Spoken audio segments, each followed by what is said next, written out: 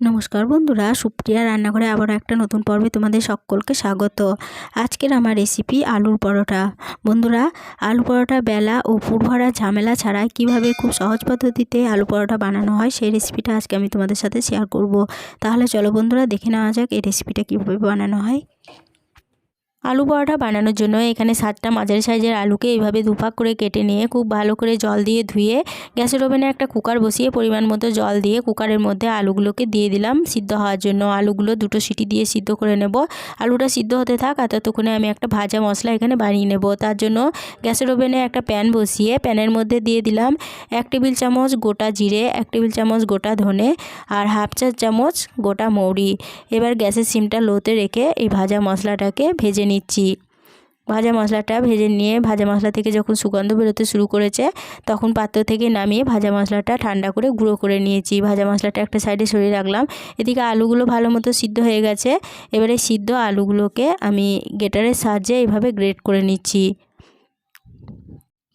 এখানে আমি গ্রেটারের সাহায্যে সিদ্ধ আলুটা গ্রেট করে নিচ্ছি। তোমরা যদি গ্রেট করতে না চাও তাহলে খুব ভালোভাবে আলুটা হাতের সাহায্যে ম্যাশ করে নেবে, নাহলে পরে আলুর মধ্যে দানা ভাব থেকে যাবে। আলুটা ভালোভাবে গ্রেট করে নেওয়ার পরে আলুর মধ্যে দিয়ে দিলাম 1 চা চামচ আদা বাটা, 1 চা চামচ বিট লবণ, 1 চা চামচ নর্মাল লবণ, দিয়ে দিচ্ছি 1 চা চামচ হলুদের গুঁড়ো। এখানে 7টা কাঁচা লঙ্কাকে এইভাবে ছোট ছোট করে কুচি করে নিয়েছি, দিয়ে দিলাম কাঁচা লঙ্কা কুচি। দিয়ে দিচ্ছি এখানে কিছু পরিমাণ ধনেপাতাকে এইভাবে কেটে নিয়েছি, ধনেপাতাগুলো দিয়ে দিচ্ছি। দিয়ে দিচ্ছি যে ভাজা মশলাটা গুঁড়ো করে রেখেছিলাম সেই ভাজা মশলা 2 টেবিল চামচ এর মধ্যে দিয়ে দিলাম। এবার এই সমস্ত উপকরণ খুব ভালোভাবে হাত দিয়ে মেখে নেব।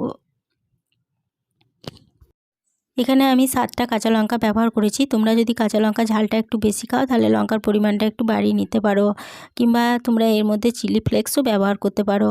আমি সমস্ত আলুটা খুব ভালোভাবে হাতের সাহায্যে মেখে নিয়েছি। এরপরে এই মাখা আলুটা একটা সাইডে সরিয়ে রাখলাম। এদিকে একটা পাত্র নিয়েছি আর পাত্রের মধ্যে নিয়ে নিয়েছি এই বাটির মাপ করে 2 বাটি পরিমাণ ময়দা। এখানে গ্রাম অনুযায়ী আমার 400 গ্রাম ময়দা আছে। এবার এই ময়দার মধ্যে দিয়ে দিচ্ছি সামান্য পরিমাণ লবণ, আর এখানে ময়ামের জন্য দিচ্ছি 2 টেবিল চামচ সাদা তেল। এখানে আমি সাদা তেল ব্যবহার করেছি ময়ামের জন্য, তোমরা চাইলে পরে ঘিও ব্যবহার করতে পারো। এবার লবণ ও সাদা তেলটা দিয়ে ময়দাটা খুব ভালোভাবে ময়াম দিয়ে নিচ্ছি। ময়দাটা খুব ভালোভাবে ময়াম দেওয়া হয়ে গেছে। এবার যে আলুটা মেখে রেখেছিলাম সেই আলুর অর্ধেকটা পরিমাণ এখানে আমি নিয়ে নিচ্ছি, আর অর্ধেকটা পরিমাণ আমি ফ্রিজে রেখে দেবো অন্য একদিন পরোটা বানানোর জন্য। এখানে অর্ধেকটা পরিমাণ আলুর পুর নিয়ে নিলাম আর অর্ধেকটা আমি ফ্রিজে ভরে দিচ্ছি। এবার এই ময়দা ও আলুটাকে খুব ভালোভাবে জল দিয়ে গুলে নেব। এখানে অল্প অল্প করে জল দিয়ে গুলতে হবে, একবারে তাড়াহুড়ো করে কিন্তু বেশি জল দিয়ে দিলে এই গোলাটা পাতলা হয়ে যেতে পারে। বন্ধুরা, আমার এই পরোটার রেসিপিটা দেখে যদি তোমাদের ভালো লেগে থাকে তাহলে পরে ছোট্ট একটা লাইক দিয়ে এরকম নতুন নতুন রেসিপি পেতে প্লিজ আমার চ্যানেলটা সাবস্ক্রাইব করে আমার পাশে থেকো। সকলের সাথে শেয়ার করে দিতে ভুলো না প্লিজ, আর কমেন্ট করে জানিও যে আমার এই রেসিপিটা কীরকম লাগলো। অল্প অল্প করে জল দিয়ে ময়দাটা ও আলুটা খুব ভালোভাবে গুলে নিয়েছি, আর এখানে গোলাটা কীরকম গুলেছি তোমাদেরকে দেখিয়ে দিচ্ছি। দেখো, গোলাটা ঠিক এরকমভাবে গুলে নিতে হবে, খুব পাতলাও না আবার খুব মোটাও না।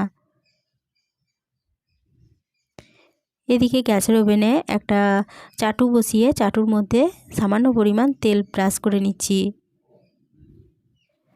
চাটুর মধ্যে সামান্য পরিমাণ তেল ব্রাশ করে নেওয়ার পরে চাটুটা ভালোভাবে গরম করে নেওয়ার পর গ্যাসের সিমটা একদম লোতে করে দিয়ে এখানে 2 হাতা পরিমাণ ব্যাটার এর মধ্যে দিয়ে দিচ্ছি। চাটুর মধ্যে 2 হাতা পরিমাণ ব্যাটার দিয়ে দেওয়ার পরে এইভাবে হাতার সাহায্যে ব্যাটারটাকে চাড়িয়ে নিচ্ছি। হাতার সাহায্যে ব্যাটারটাকে চাড়িয়ে খুব ভালোভাবে গোল করে পরোটার শেপটা দিয়ে নিলাম। এবার বেশ কিছুক্ষণ অপেক্ষা করছি ওপর দিকটা শুকনো হয়ে যাওয়ার জন্য। ওপরটা শুকনো হওয়ার পর কিন্তু পরোটাটা উল্টাতে হবে। ওপরটা কাঁচা থাকা অবস্থায় পরোটাটা উল্টাতে গেলে পরোটাটা কিন্তু ভেঙে যাবে। পরোটার ওপরটা যখন শুকনো হয়ে গেছে তখন এইভাবে উল্টে দিলাম, আর এইভাবে উল্টে পাল্টে পরোটাটা প্রথমে ভালোভাবে সেঁকে নিতে হবে।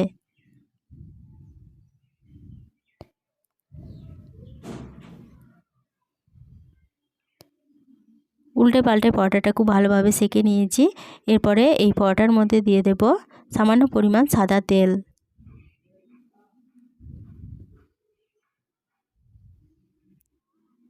এবার সাদা তেল দিয়ে পরোটাটা আবারও উল্টে পাল্টে ভালোভাবে সেঁকে নেব।